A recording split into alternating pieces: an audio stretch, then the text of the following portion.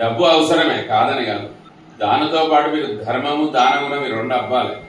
సత్యము అహింస ఈ 4 అబ్బకపోతే జీవితం ధన్యం కాదు. పొద్దున్నే ధన్యం అంటే ఏందో సత్యత చాలా డిస్కస్ చేసి ధన్యజీవి అంటే ఏంది, అసలు ఏంటి ధన్యజీవి అంటే? తన జీవితాన్ని నడిపిస్తూ ధర్మబద్ధంగా ఇతరులకు సహాయకారిగా ఉండి ఇతరుల కష్ట సుఖాలలో భాగాన్ని పంచుకొని సమాజ సేవలో ఇమిడి. సమాజం అంటే మనం గాంధీ మిగతా సమాజమే.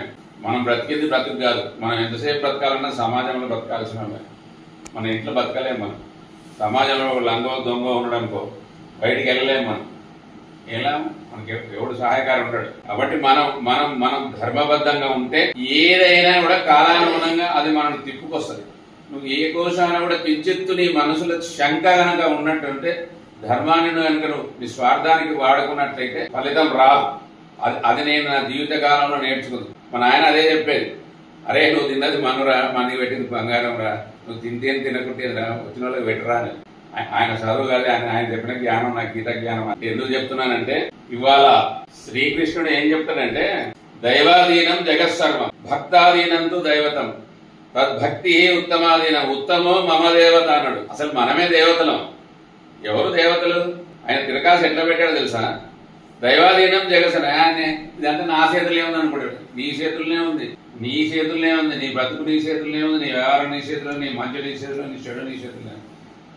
ఎవడే నీ నిబద్ధత మీద, నీ ధైర్య గుణం మీద, నీ సాహసం మీద ఆధారపడుతున్నది. ఎప్పుడు నిరంతరం కూడా వెనకడుగు వేయొద్దు. ఎప్పుడు కూడా ఈనాడు కూడా చింతించొద్దండి నాకు లేదని. వాడు భగవంతుడు మనతో ఏం చేయించాలో అదే చేయిస్తాడు. ఉద్ధరేదాత్మనాత్మానం ఆత్మనం అవసాదయేత్ ఆత్మయవ ఆత్మనో బంధువు ఆత్మయవ రిపురాత్మనాడు. నీ ఆత్మనే నీకు బంధువు, నీ ఆత్మనే నీకు శత్రువు. ఊరు మంచిదైతే ఊరు మంచిగా. ఎందుకు చెప్తున్నానంటే నా దగ్గర ఒకటి చెడ్డ గుణం ఉంది.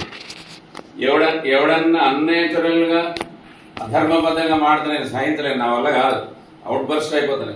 ఇక మిగతా ఏం మాట్లాడినా నేను సహించుకుంటా. ఒక్క దగ్గర దెబ్బతింటాను. కానీ నాకేం శత్రువులు ఏం కాలేదు. నా లైఫ్లో ఇంతవరకు శత్రువు అనేది లేడు. అప్పటికప్పుడు వాళ్ళు నాకు శత్రువులాగా చూస్తారు.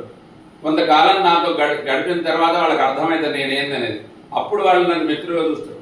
ఎందుకంటున్నానంటే మన జీవనం ధర్మబద్ధంగా ఎప్పుడైతే మన జీవనం ఉంటుందో మనకు ఆనందం ఉంటుంది. అనవసరమైన ఆలోచన చేస్తే మనకు నిధి ఉంటుంది. ఆనంద నిధి అనేది ఒకటి ఉంటుంది మనకు.